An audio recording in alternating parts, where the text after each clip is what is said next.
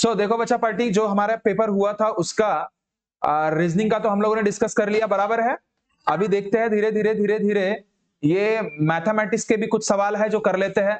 देखते हैं आपको कौन से किसको किस पर्टिक्युलर एक्झाम्पल में तकलीफ गई। तर पहिला प्रश्न दिसत आहे, 4800 रुपयावरील 5 वर्षाचे दर साल दर शेकडा 8 या दराने किती सरळ व्याज होईल म्हणते। ओ मला किती सरळ व्याज होईल, म्हणजे तुम्हाला कुठे नाही कुठे व्याज दिला आहे की दर दिला आहे की मुद्दल दिला आहे की काय दिलाय, काय दिला आहे 4800 रुपये हा तुमचं मुद्दल आहे। किती आहे 4800, 5 वर्षासाठी म्हणतोय म्हणजे कालावधी किती आहे 5 वर्ष, आणि शेकडा म्हणतोय म्हणजे टक्केवारी दिलाय तुम्हाला दर किती बाळा 8, तर व्याज विचारते तर व्याजचा फॉर्म्युला आपला सोपा आहे ना रे, काय मोदक भागीला, आता म्हणजे मुद्दक म्हणजे का मुद्दल दर आणि कालावधीचा गुणाकार। ओके, तर मुद्दल किती आहे 4800, दर आहे 8, कालावधी आहे 5 भागीला 100। बळा हे शून्य शून्य तर गेले ना रे, तर हा 48 × 8 = 45 होता, तर 4 ने फक्त गुणाकार करा, 8 × 32, 4 × 16, 19 हा टकल्या म्हणजे 1920 तुमचा उत्तर ए हा। नेक्स्ट प्रश्न बघा रे बाळांनो, नेक्स्ट प्रश्न बघा।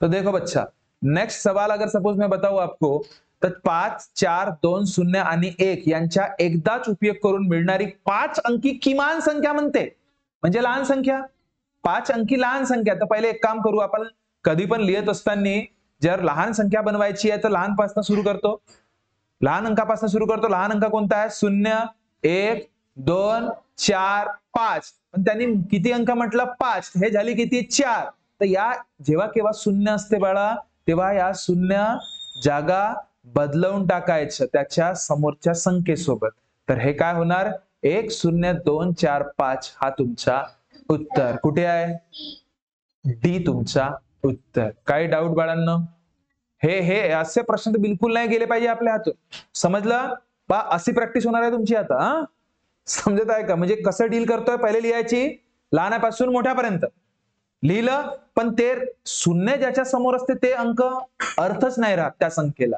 बरोबर आहे। त्यांनी 5 अंकी म्हटलं, तसं म्हणाल तर हे 4च अंकी झाली ना, आपल्याला पाहिजे होते 5 अंकी, म्हणून ह्या शून्य जेव्हा केव्हा असते तेव्हा त्याची जागा चेंज करून टाकायची, त्याच्या समोरच्या संख्येमध्ये शून्यला ठेवायचं आणि त्याच्या मागच्या संख्येला समोर आणायचं, बस समजलं। चला नेक्स्ट प्रश्न बघा बाळांनो, नेक्स्ट प्रश्न बघा बा, याचं उत्तर हा होता, याचं उत्तर हा झालं।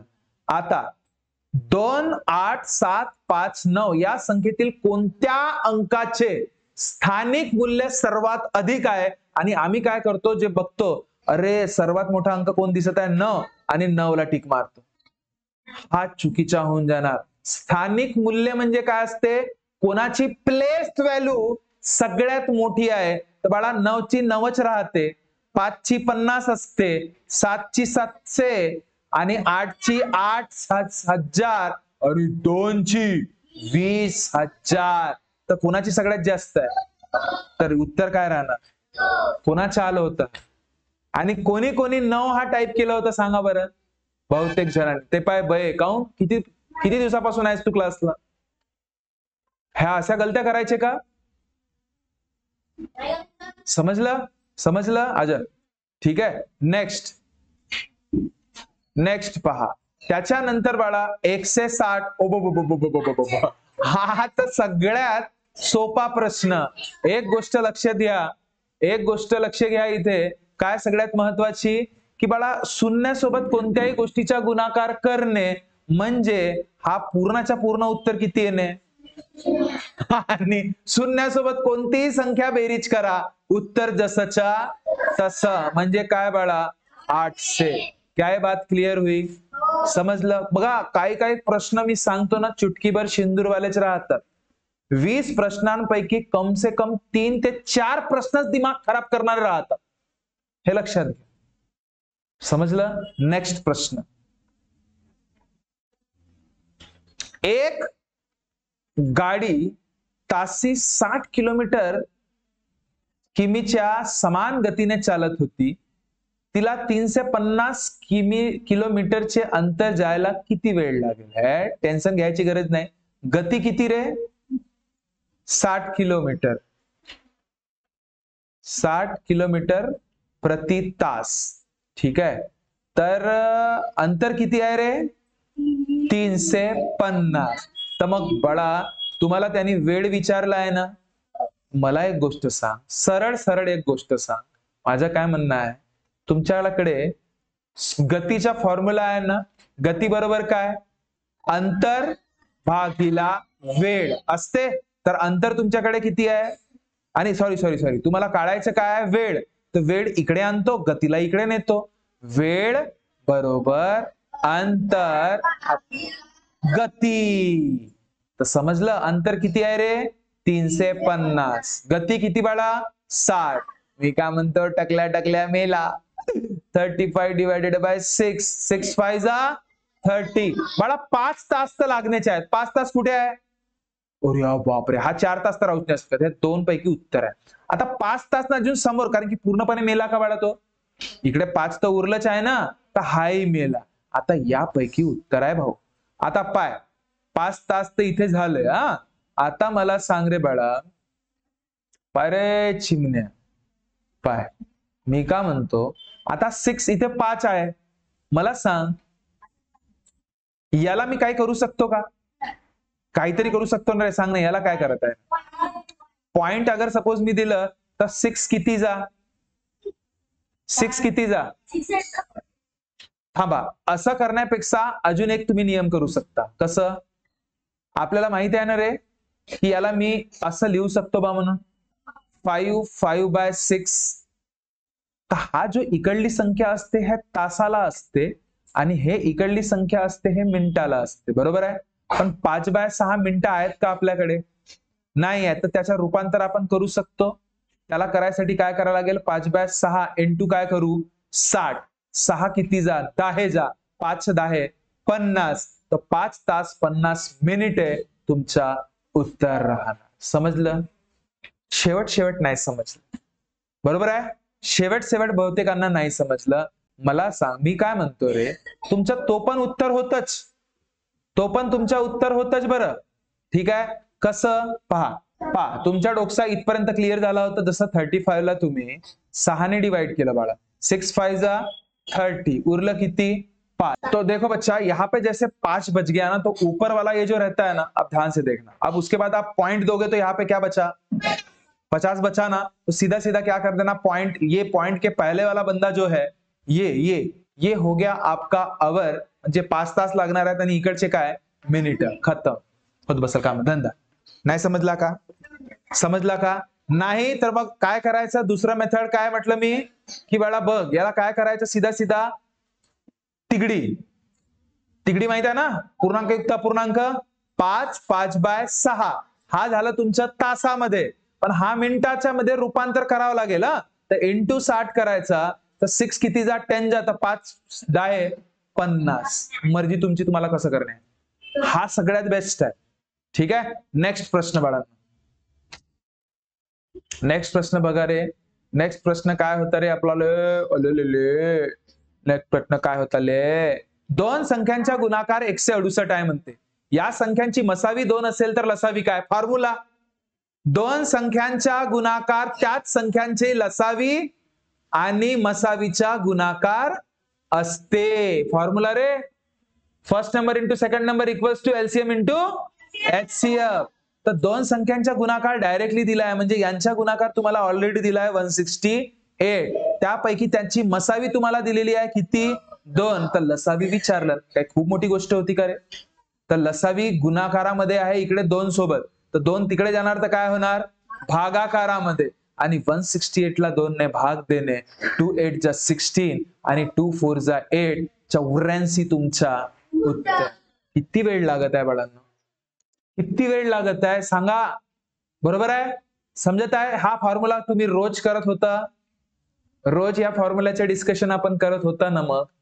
मग ठीक आहे. नेक्स्ट प्रश्नाकडे जाऊया. हा बघ, नेक्स्ट प्रश्न असा म्हणतोय की बापा 0.9 गुणिला 0.04. टेन्शन वाली गोष्ट पॉइंटला विसरा. 0.9 म्हणजे 9, 0.04 म्हणजे 4, 9 आणि पॉइंट नंतर अंक मोजा. 1 2 3. आता सर इथं दोनच आहेत जी, तर एक टकल्या समोर लावा. 1 2 3 अंकानंतर पॉइंट 0.036 तुमचा उत्तर. खतम. असा सोडवणे होता बाळा. असे प्रश्न सोडवणे होते. काही डाऊट आहे का तुम्हाला? नाही नाही, थोडसा तरी काही डाऊट आहे का सांगा ना. उलूसे प्रश्न आहेत का? केवढूसे प्रश्न आहेत? उलूसे प्रश्न. असंच असते गणितामध्ये. मी सांगत आहे तुम्हाला, खूप सोपं प्रकार असते. फक्त आता हा वाला पहा, बोंबल. 71 डिवायडेड बाय 10,000. खाली किती शून्य आहेत रे? 4. पण वरती किती अंक आहेत? तर त्याच्या समोर 2 शून्य लावून टाका, म्हणजे 4 अंक झाले. आणि 4 अंकानंतर पॉइंट लावा, झाला तुमचा उत्तर. म्हणजे कोणता आहे रे बाळा? सी तुमचा उत्तर. समजलं? असं करायचं होतं फक्त. हे दशांश संख्येमध्ये कित्येकदा तरी आपण केलेल्या दशांशामध्ये खूप जास्त प्रॅक्टिस केलो आपण या पर्टिक्युलर ओव्हरऑल प्रत्येक प्रश्नांची. ठीक आहे. नेक्स्ट प्रश्न बाळा. नेक्स्ट प्रश्न पहा. 2 किलोग्राम साखरेचे 5 समान वजनाचे ढीग केले. 2 किलोग्राम साखरेचे 5 समान वजनाचे ढीग केले, तर प्रत्येक ढिगाचे वजन किती? बोंबलावाला. अरे ते आपली युनिटरी मेथड नाही का? एकाकी पद्धत. एकाकी पद्धत रे. जर सोहम एका दिवसात 10 किलो मटण खाते, तर 10 दिवसात किती किलो मटण खाईल? आणि जर सोहम 10 दिवसात 1000 अंडे खाते, तर एका दिवसात किती अंडे खाईल? का करावं लागेल? बया भागाकार करावा लागेल. भागाकार. गुणाकार केव्हा करणे आणि भागाकार केव्हा करणे हे तुमच्या लक्षात आलं पाहिजे. लक्ष दे. तर मी काय म्हणतोय, तुम्हीच सांगा. 2 किलोग्राम साखरेचे 5 समान ढीग करायचे आहेत. आता 2 किलोग्राम चे 5 समान ढीग करणे आहे आणि किलोग्राम मध्ये कन्वर्ट करणे आहे. तर आधी 2 किलोचा रूपांतर ग्राम मध्ये नाही करावं लागेल? तर 1 किलो म्हणजे किती ग्राम बाळा? तर 2 किलो म्हणजे किती ग्राम? तर 2000 ग्रामचे 5 ढीग करायचे आहेत, असं नाही म्हणता येतो. 2000 ग्राम पासून 5 समान ढीग करायचे आहेत, तर भागीला फक्त 5 करा बाळा. 5 किती जा? 4 जा. उरलेले 2 टकले म्हणजे 400 ग्रामचे 5 ढीग बनणार. किती ग्रामचे? 400. तर तुमचा पाय असा धोका असते बरं. आता माझ्यासोबत कसा धोका झाला? मला वाटलं तो किलो ग्राम असेल, पण तो किलो आहे का? ग्राम आहे बाळा. आपल्याला पाहिजे होता ग्राम, हा किलो आहे. हा उत्तर आहे, हा नाही. असा धोका होते. म्हणजे कधी कधी उत्तर येऊनही आपण रॉंग होऊन जातो.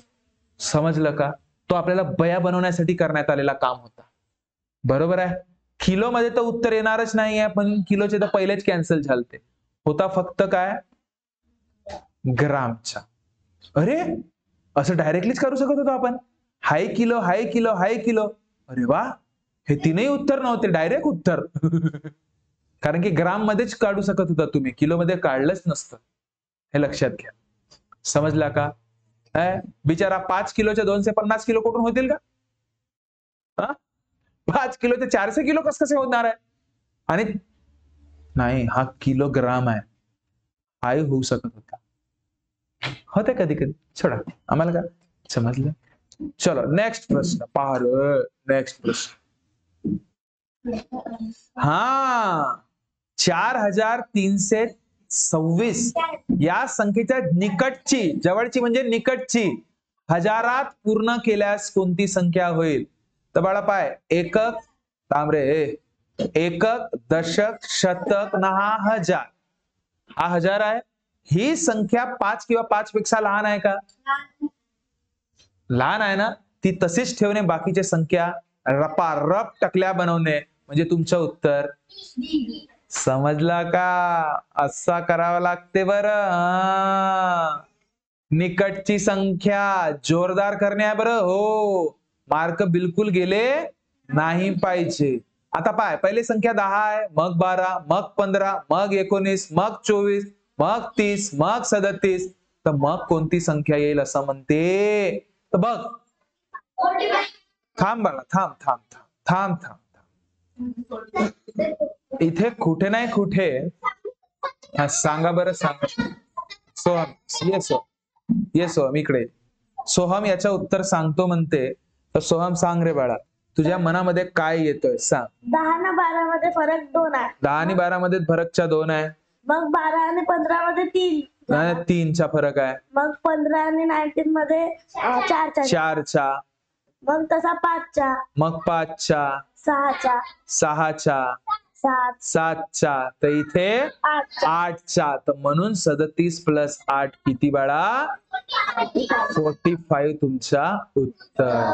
म्हणजे जे आपण सगळे ट्रिक सांगितले होते त्या सगळ्या ट्रिक लागत आहेत ना? लागत आहेत ना? की बापा काय काय हे जे पद, समोरचे पद काढण्या रिगार्डिंग वाले जे प्रश्न असतात त्यामध्ये एक तर प्लस प्लस करून पहा, नाही तर मायनस करून पहा, फरक कितीचा आहे ते पहा, नाहीतर मग नाहीच जमलं तर पिरॅमिड बनवा. माहित आहे ना? माहित आहे ना? त्या गोष्टी करायचे असतात. समजलं? नाही तर कधी कधी स्क्वेअरचा पण डिफरन्स दिलं राहते, कधी कधी क्यूबचा डिफरन्स दिलं राहते, कधी कधी एकचा डिफरन्स दिला राहते, नाही का? हा बस ग. अरे इकडे आजी, अजी इकडे आजी, अरे इकडे आणजी, तुम्हीच जी, तुम्ही इकडे आणजी, इकडे आणजी. हा तर थँक्यू जी, तुम्ही उत्तर सांगितल्याबद्दल. बस आजी. चलो नेक्स्ट. नेक्स्ट प्रश्न बघ बाळा. 160% म्हणजे किती? आता 160% म्हणता बरोबर डोक्सीमध्ये काय येते रे? भागीला 100. टक्के म्हणता बरोबर भागीला 100 येतो की नाही येत? आला. तर त्या क्षणी हा टकल्या मेला, म्हणजे काय उरलं बाळा? फक्त 10. काय उरलं? 10. आता बघ बाळा, खाली एक शून्य असल्यावर एका अंकानंतर पॉइंट लागतो वरती, डायरेक्ट 1.6 तुमचा उत्तर. हा तुमचा उत्तर होता. हे सगळे नियम जे आपण आधी बेसिकच्या स्वरूपामध्ये केले आहो ना, ते तुम्हाला माहिती पाहिजे बाळांनो, तेव्हा जाऊन कुठे ह्या गोष्टी व्यवस्थित होतील हे लक्षात घ्या. समजलं? ठीक आहे. आता बघा नेक्स्ट. नेक्स्ट पहा रे. नेक्स्ट. एका दुकानदाराने प्रत्येकी 300 रुपये दराने 15 टेबल आणि प्रत्येकी 200 रुपये दराने 20 खुर्च्या. आता 15 टेबल बाळा लक्ष दे, 15 जे टेबल त्यांनी घेतलं, 15 टेबल किती रुपये दराप्रमाणे घेतले? 300 रुपये प्रमाणे घेतले. तर ते 15 टेबल किती रुपये झाले? 15 तिरी 45 आणि ते 2 शून्य म्हणजे 4500 चे किती टेबल झाले? 15. चला काम झालं त्याचं. त्याच्यानंतर प्रत्येकी 200 रुपयाच्या दराने 20 खुर्च्या घेतल्या. 20 खुर्च्या म्हणजे 20 चेअर किती रुपये दराने? 200. तर 2 दुने 4 आणि ते 3 शून्य म्हणजे 4000 रुपयाचे झाले. चला, वाहतुकीसाठी त्याने, म्हणजे वाहतुकीसाठी आता घेतल्यावर का स्वतः का डोक्यावर उचलून आणणार आहे का? एखादी काहीतरी टेम्पो टुम्पो केलं असेल बाबा, तर वाहतुकीसाठी त्याने 150 रुपये खर्च केला, तर ते पण त्याच्या खर्चामध्येच आला. वाहतूक, वाहतूक किती रुपये? 150 रुपये खर्च केले बाळ. तर त्याने ती टेबल व त्या खुर्च्या प्रत्येकी 250च्या सरसकट दराने विकल्या, तर नफा झाला की तोटा झाला असा विचार. आता मी काय म्हणतो, सगळ्यात आधी मूळ किंमत काढावं लागेल की नाही काढावं लागेल? मूळ किंमत तुम्हाला कसं मिळणार? मूळ किंमत बाळा सगळ्यांची बेरीज करावं लागेल आधी. किती होतोय? टकल्या 5, 5 आणि 1 6 आणि 4 आणि 4 8. तर 8650 रुपयामध्ये सगळ्या त्याला खुर्च्या, टेबल आणि वाहतुकीचा खर्च मिळून झाला. बरोबर आहे? आता त्यानंतर त्यांनी काय केलं म्हणतोय की प्रत्येक टेबल, प्रत्येक खुर्च्या 250 रुपयामध्ये विकलं प्रत्येक. तर टोटल टेबल किती होते रे? 15. खुर्च्या किती होते रे? 20. तर टोटल आयटम किती झाले? 5 0 5 आणि 2 1 3 म्हणजे 35 इंटू काय करावं लागेल? 250 करावं लागेल. करावं लागेल. म्हणजे हे काय झालं? त्याची विक्री किंमत झाली. विकी. तर मी काय म्हणतो, 35 ला 25 ने गुणाकार करू. 5 तिरी 15. 5 काय केलं रे? 5 5 25 आणि 5 तिरी 15 आणि 2 17, बे पंचे 10 आणि बे तिरी 6, म्हणजे 775 आणि हा एक शून्य, म्हणजे अरे रे रे, हा तर नुकसान झाला रे याच्या रे. त्यांनी खरेदी केलं. चुकला का काही? थांब 2 5 10, 2 3 6. ओ 7 पाहिजे, 7 8 8,700. फायदा झाला. आता किती फायदा झाला पाहू. 8,750. हा, विकलं कितीला त्यांनी? 8,750 ला. मूळ किंमत किती? 8,650 ला. फायदा आहे की तोटा आहे? हा, नफा. पण किती रुपयाचा नफा? 8,750 मधून 8,650 मायनस करा. टकल्या गेला, 7तून 6 गेला 1, म्हणजे 100 रुपयाचा का झाला त्याला? नफा. हा तुमचं उत्तर. काही डाऊट? काही डाऊट? थोडसा तरी? चलो बाळा, नेक्स्ट एक्झाम्पल बघा बाळा. एका चौरसाचे क्षेत्रफळ. चौरस म्हणजे काय? असा ज्याचे सगळे बाजू काय असतात? त्याचे क्षेत्रफळ दिलं आहे बाळा त्यांनी किती? तर 64. तर त्याची परिमिती सांगा. परिमिती म्हणजे काय होते? बाउंड्री. ठीक आहे. तर चौरसाच्या आता तुम्हाला बाउंड्री माहित करण्यासाठी सगळ्यांचं माप माहित पाहिजे ना रे. बाजूचं माप माहित पाहिजे. माप माहित आहे नाही, माप आधी काढायचं. कसं काढाल? तर क्षेत्रफळ म्हणजे काय? चौरसाचं क्षेत्रफळचा फॉर्म्युला काय आहे रे? नाही बाळा, बाजूचा वर्ग. बाजूचा वर्ग. लक्ष दे कसं करत आहो मी. बाजूचा वर्ग. तर बाळा चौरसाचे क्षेत्रफळ तुम्हाला ऑलरेडी दिलंय किती? 64. तर हा बाजूचा वर्ग. वर्ग तिकडे जाणार तर काय होणार? वर्गमुळामध्ये. म्हणजे बाजू मिळेल की नाही मिळेल? आता कोणाचा बच्चा आहे हा? 8. बरोबर. बाजू आलं की नाही आलं? बाजू किती मिळाली? 8. तर बाळा आता परिमिती काढणे. हाय 8, हाय 8, हाय 8. नाही आठवला परिमितीचं सूत्र तर 8 न 8 किती? 32. नाही अगर आठवलं तर परिमिती, चौरसाची परिमितीचा फॉर्म्युला काय असते? 4 गुणिला बाजू. तर 4 × 8 म्हणजे 32 तुमचा उत्तर. कुठे गेला? 31 या संख्येचा सर्वात लहान विभाजक काय? कुठला? या जगामध्ये असणाऱ्या, म्हणा, या जगामध्ये असणाऱ्या प्रत्येक संख्यांचा सर्वात लहान विभाजक हा नेहमी एकच असतो. म्हणून तुमचा उत्तर 1. खतम. आणि सगळ्यात मोठा विभाजक तीच संख्या असते. समजलं? मिलता है नेक्स्ट वीडियो में. तब तक खुश रहिए, ख्याल रखिए. Thank you so much. Ta-ta, bye bye.